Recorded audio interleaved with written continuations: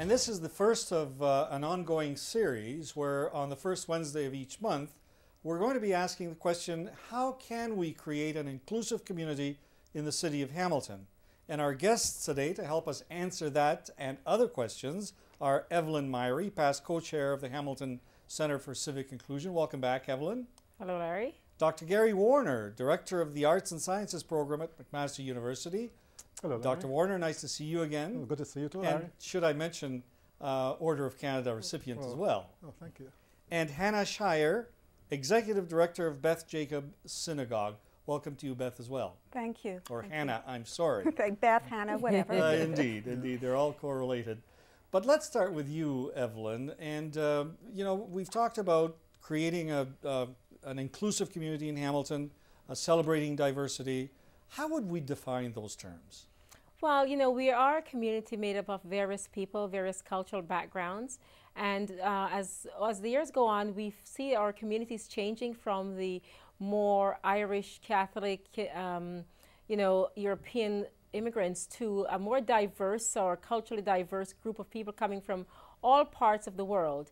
And we want to make sure that those people are coming to build our community feel welcome, feel respected, and that we create opportunities for them to participate effectively in our community. So to ensure that the systems and the processes that we have in place, that they're in fact not create barriers for people who may have come to Canada a little later than those who came earlier. So it's really to look at use a cultural lens to see that the programs, the services, the way we do business is in fact attractive to those people who we call Canadians from all backgrounds. And it's not an easy job, but we have to be cognizant of the fact that we are no longer a European-based community, but one that has multicultural groups of people living and working in this community, and they need to be valued, respected, and cared for the same way others. Evelyn, let's go to Dr. Warner. And Gary, you tell us, understanding what Evelyn just said, and the reality is that we are much more diverse than, for example, when I came to this country in the late 50s, early 60s. What is the advantage of embracing this reality? Well, the big advantage is that diversity represents social capital. Diversity is, in fact, an engine for prosperity. I think this has been recognized by major players in the business world in particular. You see that the major banks, for example, have gone out of their way to ensure that they have a diverse staff at all levels of their staffing, because they see that it's good for business. Diversity is, and there have been studies that have been done which demonstrate that, for example, companies that are diverse actually the bottom line is much healthier.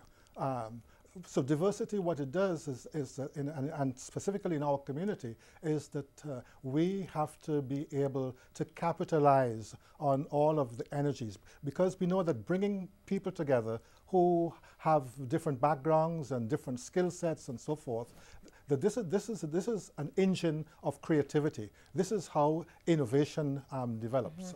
Well, we'll come back, because you've raised a number of issues, both of you have, that are important to pursue. But let's move over to Hannah. And Hannah, of course, you're the director of the Beth Jacob Synagogue, and the Jewish community has been in a very strong force in our community for many, many years, generations, in fact. What is your perspective on the importance of diversity and inclusivity?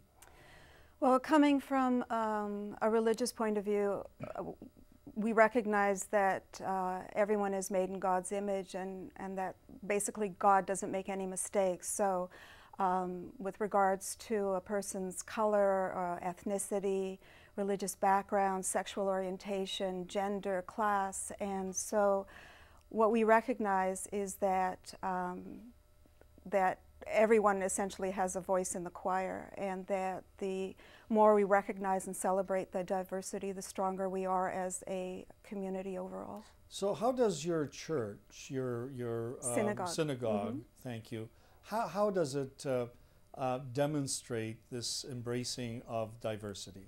Well, I think internally and externally. And internally, one of the ways in which we celebrate diversity is by supporting the rights and active participation of women in religious services, as for example, or the ordination of gay rabbis. Those are two very important things that we do within our own community.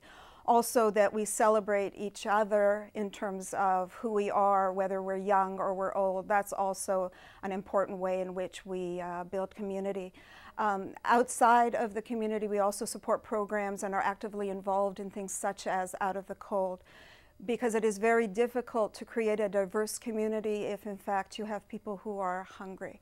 And one of the most basic ways to ensure that people feel included in a community is to make sure that they have food on the table and a roof over their heads. Evelyn, I don't think we'd find anyone that would disagree with anything that's been said here on the program thus far. And Hamilton is multiracial, multicultural, multi-ethnic, multi-religious. There's no question about that. But how are we doing as a community in terms of recognizing that? And more importantly, what are some of the signposts that you would look for to demonstrate the healthy appreciation of this reality? Well, you know, Larry, it's the motherhood statements that we made earlier. I think everyone would buy into that. The issue here, though, is when the tire hits the road, so to speak. And I'd like to see some kind of evaluation sheet or some kind of a assessment done as to how we're doing more formally in this area. And I suspect we're not doing as well as we'd like to. We're doing better than the past. For example, you see in the police services, the increasing numbers of police personnel from various backgrounds, from various cultural groups, and that's a really good move.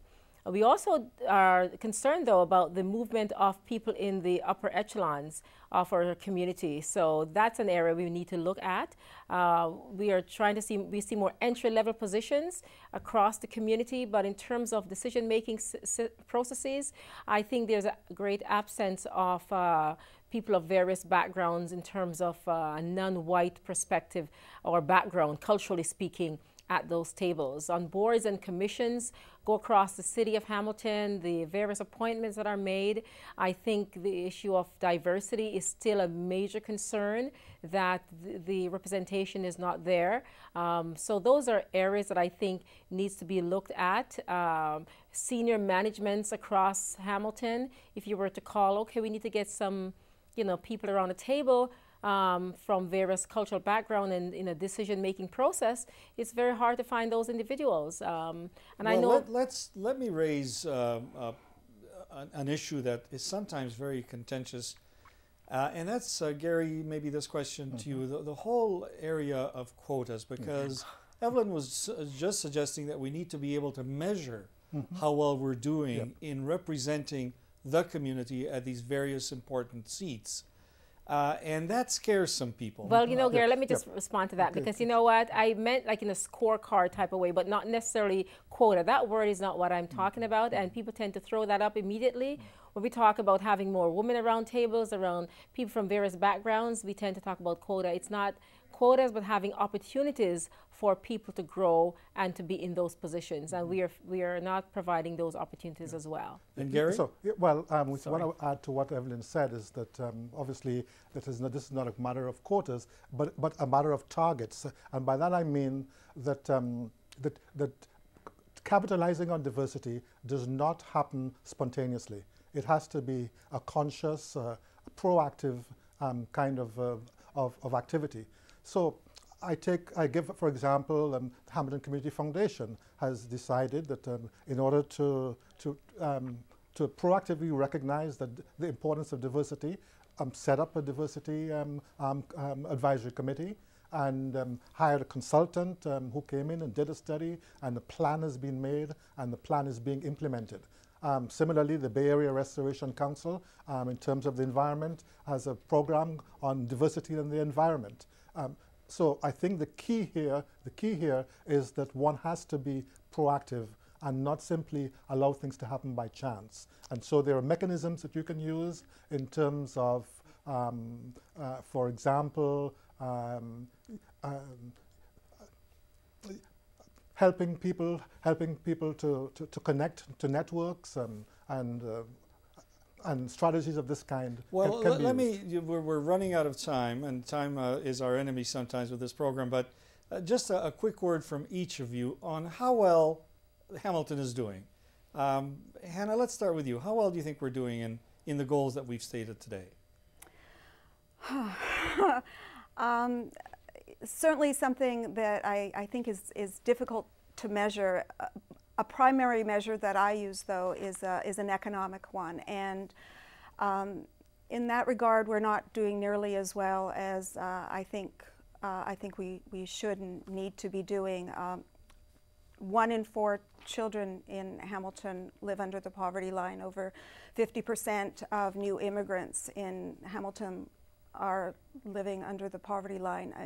These are very sad statistics. So we've got some ways to go. Gary, I certainly quick word believe from that. you. Yeah, as an educator, I always look to encourage people to do better. So I would say that that we can do better, and that what we need to do is to have more agencies involved in establishing strategies, proactive strategies. Spoken like a true teacher. And Evelyn, last word to you. Yes, I think we have some way to go. We have made some inroads. However, we have to put more energies into making it better. So I think there's lots of room for development. The city of Hamilton could be one of the key agents in change. And Hamilton Center for Civic Inclusion is working very hard to develop tools to help organizations to assess themselves and put a plan together to make sure we build an inclusive community. And Well, if I may we've add- just scratched the surface, and we're over the next months going to be talking a little more deeply about this subject. But for now, let me thank you, Evelyn Myrie, Gary Warner, and Hannah Shire